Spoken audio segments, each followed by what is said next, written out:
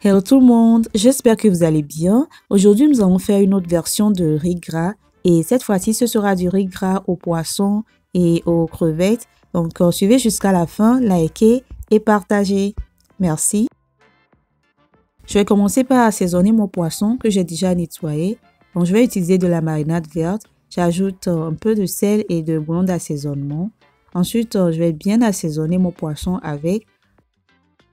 Pour la marinade verte, j'ai utilisé de l'oignon, ail, gingembre, persil, poivron, piment vert. J'ai aussi ajouté du poivre blanc, très bon pour le poisson, ça enlève l'odeur. Donc, il faut mettre la marinade partout, dans la tête, dans le ventre et dans les entailles. Ensuite, je vais filmer et laisser reposer environ 30 minutes.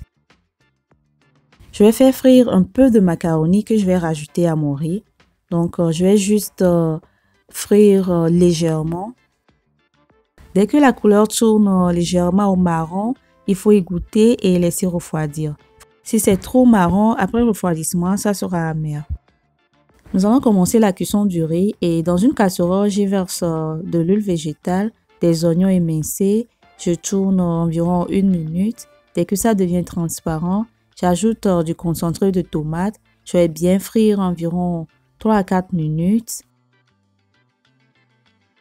Ensuite, je vais rajouter ma marinade verte.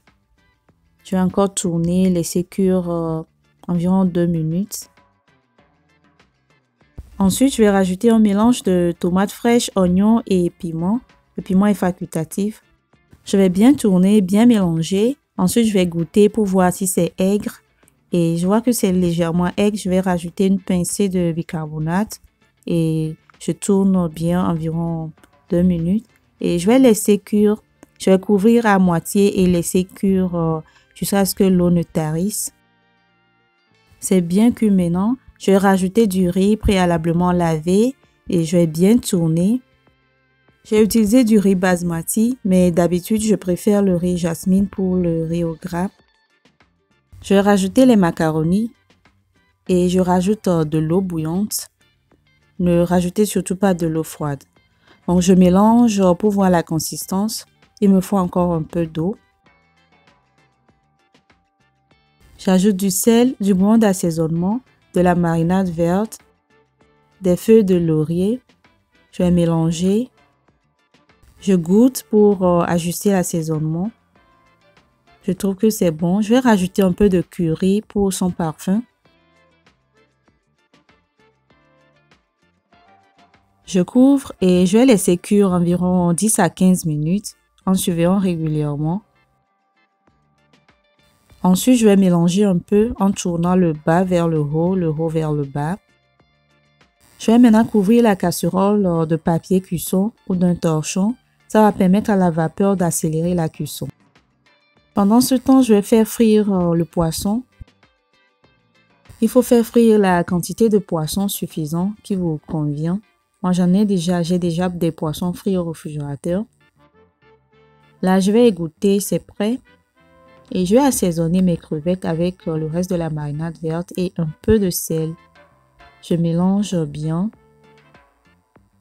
et je vais réserver. Dans une poêle, je vais rajouter un peu de beurre. Le beurre peut être remplacé par de l'huile végétale. Je fais revenir de l'ail et du gingembre râpé. Ensuite, je vais rajouter les légumes, carottes, haricots verts, petits pois et un peu de maïs. Je mélange quelques secondes. Et je vais rajouter un peu de sel et du bouillon d'assaisonnement. Je vais tourner régulièrement 2 à 3 minutes. Ensuite, je vais couvrir pour laisser la vapeur cuire les haricots et les carottes. Mais faire en sorte que les légumes restent croquants. Dans la même poêle, je vais rajouter une tranche de beurre sans sel et je vais rajouter mes crevettes. Je vais laisser cuire environ 2 à 3 minutes sur chaque face.